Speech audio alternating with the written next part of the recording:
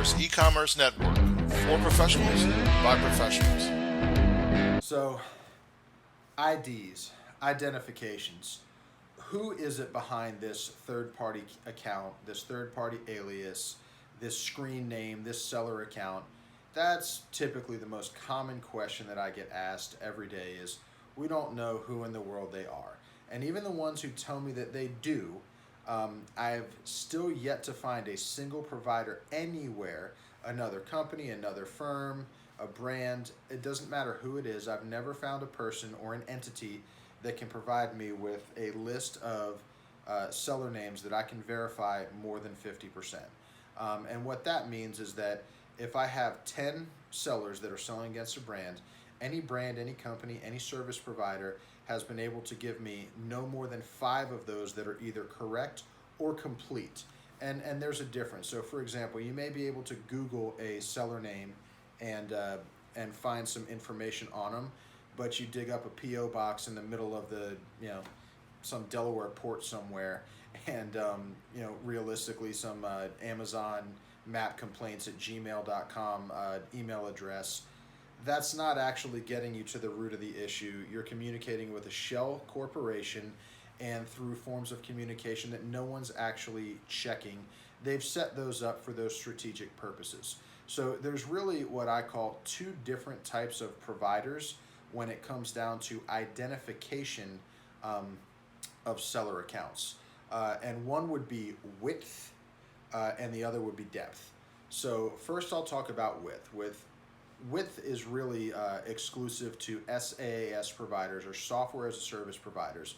These are very technically proficient and extremely advanced software-based companies that offer an SaaS platform and a portal to be able to use to scan very broad and get a full, and many of them can get you a global spectrum of who's selling your products, and either through scraping technology or through purchasing of like email marketing lists or other things like that, they're able to get some very shallow either partial or incomplete IDs, but at least gets a scratch of it. But they're able to go wide and figure out everyone who's doing everything, and as I said, sometimes in a global spectrum.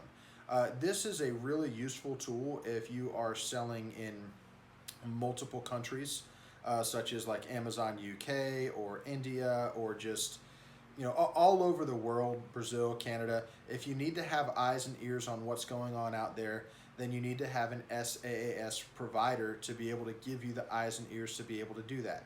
But understand that that is extremely wide. It's not very deep. The other would be IDs with actual depth. And in most countries, to be perfectly blunt with you, it just simply doesn't exist. So I'll focus the depth in the US market, which is where I focus on exclusively at this point. So how do you actually get depth of IDs?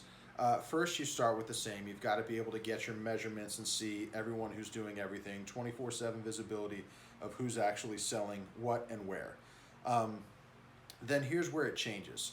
In order to investigate and actually identify who the seller accounts are, it takes a few things. It can't be done simply by email marketing lists, Googling, LinkedIn searches, and things like that alone.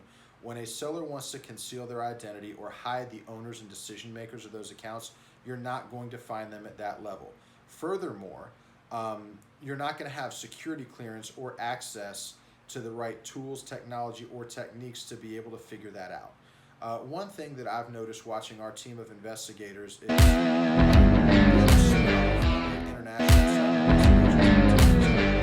hunted down cyber criminals for a decade. Our company had the distinct advantage of being able to develop software systems and procedures for identifying anonymous parties online. So in watching the way that that works, I've noticed that for one, taking it from that starting point is either incorrect or incomplete 50% or more of the time. Now as we start to peel deeper, we can use different degrees of search capabilities, specific investigative and proprietary software, along with cyber investigative techniques from investigators who have used or worked in conjunction with the FBI, dozens of law enforcement agencies, and other things like that, to be able to peel apart and extract the necessary breadcrumbs to be able to get the identifiable characteristics of the owners of these accounts. And then because of licensure and security clearance, you can now use law enforcement grade databases to be able to basically take those breadcrumbs and put together the identity of the owners of those accounts.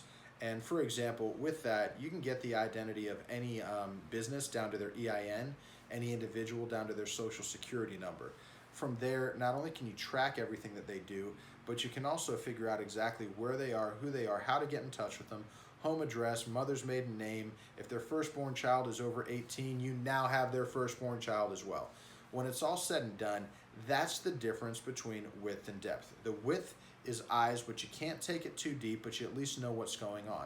The depth gets you way down to the core of the issue, and that's also what enables you to figure out other aspects such as where did this originate from, where are they getting their product from, how are they sourcing this, and most importantly, how you can get deep enough to make them stop selling your products and make sure that they've actually stopped. I know that this is just a common question that keeps coming up, so hopefully this helps explain the difference between the width of an SaaS platform and the depth of going through it from an investigative perspective.